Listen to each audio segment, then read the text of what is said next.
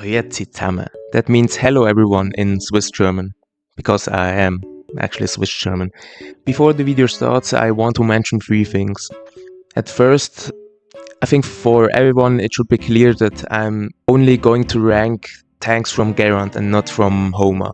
Secondly, I'm only ranking Gerand's tanks which are currently alive. So no Electro Goose, no Vostok. I know that Gustav is technically still alive, he just can get repaired. But like in this exactly moment he is not functional. Or at least his engine is not beating. And the third thing, I don't want to advertise myself too much, but I just want to say that on my Instagram channel I will make the most opinion pools, so if you really want to decide more about my content in the future and probably some really important decisions like decisions over my own 3D tank series, you should follow me on Instagram. Thank you very much, and now we start with the video.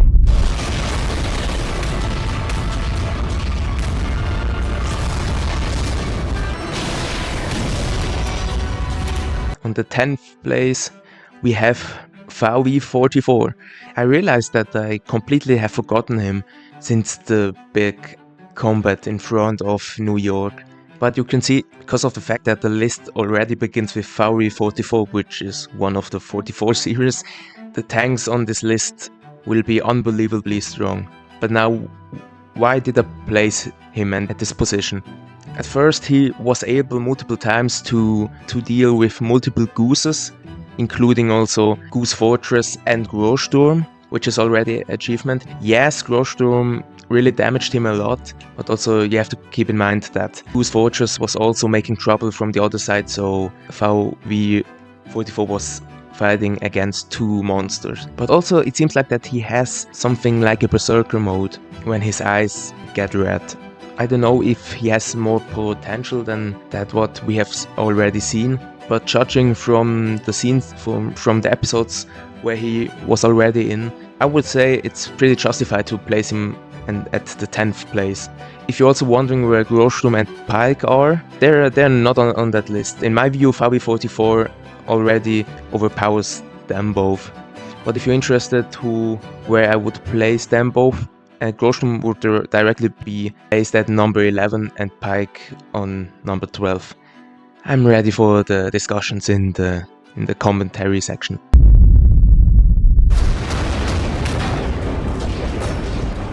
Ninth place, and also a 44 tank. To be honest, on his first version he was already pretty strong. Like he already had a pretty strong armor, he could withstand some shots from that Russian artillery. But from the point on where he got buffed with that new red component and that little fusion cannon on his front and additional missiles, this pushed him a lot higher on this list. Like in every fight where he is a part of, you can see that the other monsters have a hard time to penetrate his armor. They really have to shoot more than 30 times to make any damage. If you would ask me how I would imagine a strong German monster, then this tank would come to mind. Yeah, I know that he technically lost against Grozny and that American tank, even though he had help from that one goose monster, but also keep in mind that he could have fought way longer. And also in the fight against Karl 44 or ES 44, he could withstand the firepower of Karl 44. So overall I would say because of his robust and tanky armor, I would place him over VW 44.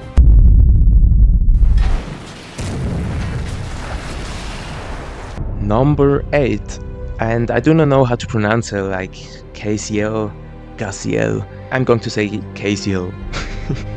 Since the episode where she was introduced, we already saw her potential because she is also able to tame that dark magic as Leviathan, and it's relatively hard to kill her. We can agree that her armor isn't the strongest that is around in this universe, but with her magic abilities she is able to defeat or damage all kinds of monsters. In Paris she could deal literally with 2 monsters, and she was doing surprisingly well against KV-54, where we all know that KV-54 has such incredible firepower that And I would say even Leviathan would have a hard time to withstand it, but KCL was very well.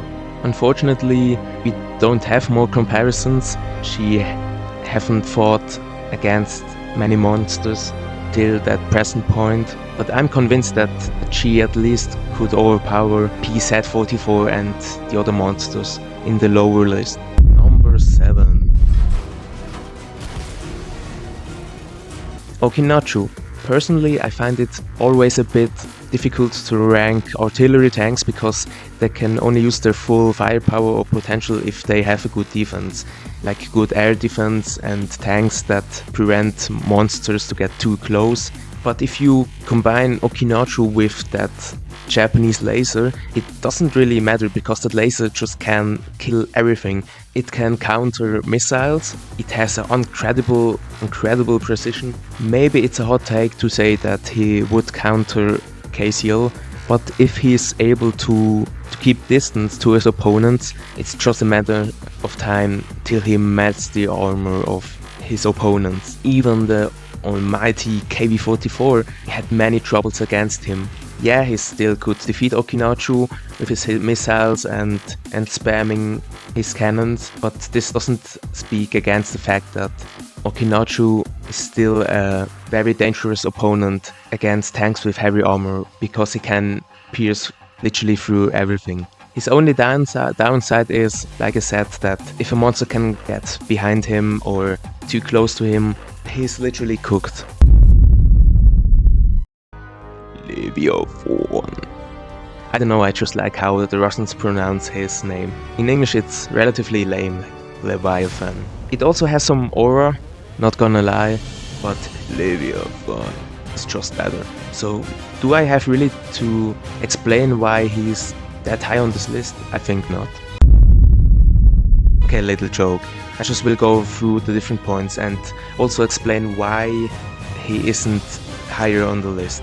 So like KCL, his dark magic gives him the ability to tank many shots without hurting his armor. Like KCL, he can make portals every time to either run or drive like a coward or use the projectiles of his enemy against him.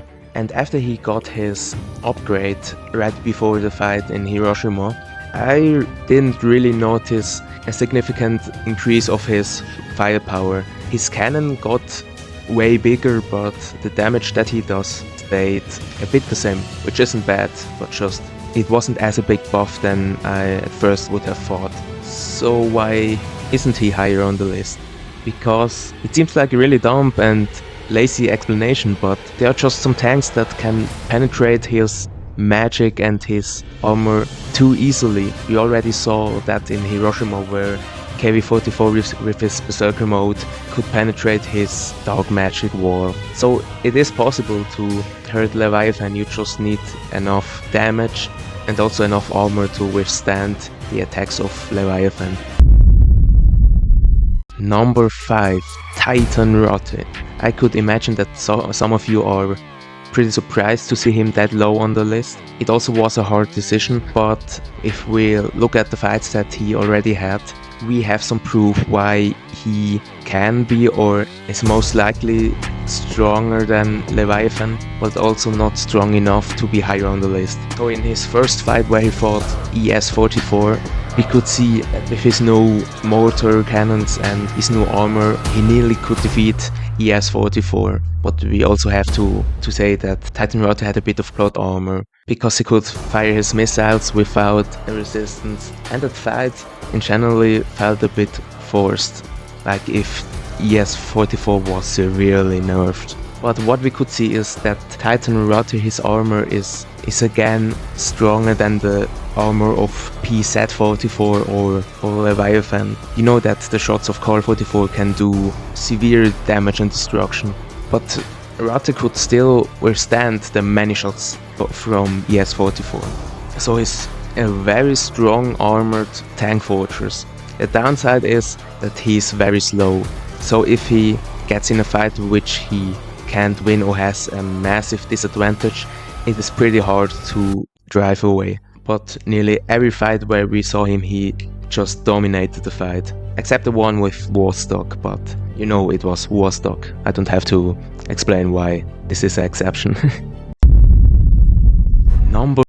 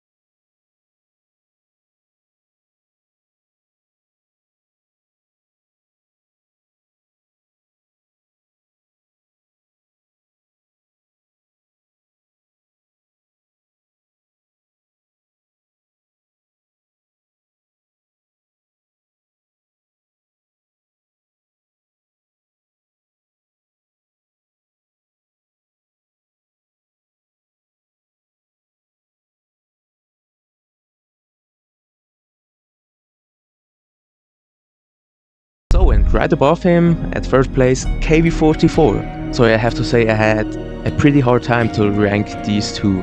I mean Carl44 and KV44. Because also we haven't seen that much from that new version of KV44. So on the one hand, Carl44 has a way bigger main gun, and due to the German engineering, it could have a thicker armor than KV44. But I still think they're pretty close because KV44 now also has way more missiles than before, and he has probably still his Berserker mode. Now for this video I assume that he still has his Berserker mode.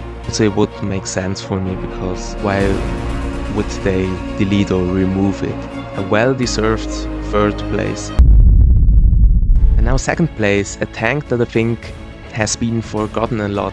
The Guardian from that world in between the worlds. Like in that one episode he could deal with Leviathan and KV44 at the same time. Yes, Leviathan didn't have his magic, but also keep in mind that the Guardian also has magic and could ring around KV44 like nothing. Okay, to be honest, that fight that was a bit comic-like. I mean, it shouldn't be physically possible that KV44 can swing himself around the Guardian without like throwing himself from the platform. That was a bit unrealistic.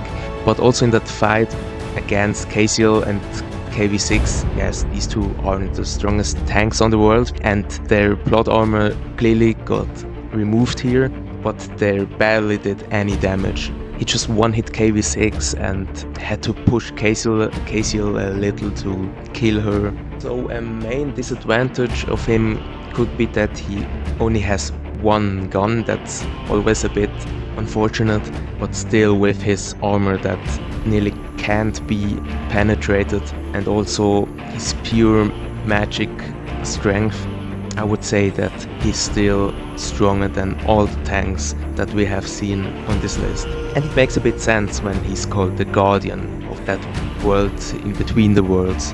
And now first place we have MS1. You wouldn't think that he's first place, but I can explain it. At first he could defeat two Japanese tanks with one shot, so indirectly he also saved KV44, and just talking about his mental strength, he's clearly the strongest tank here. Okay, sorry, I don't make more jokes, but I think since the beginning of the video you already knew who is the strongest tank. Beelzebub, I will call him Beelzebub. What a dumb name.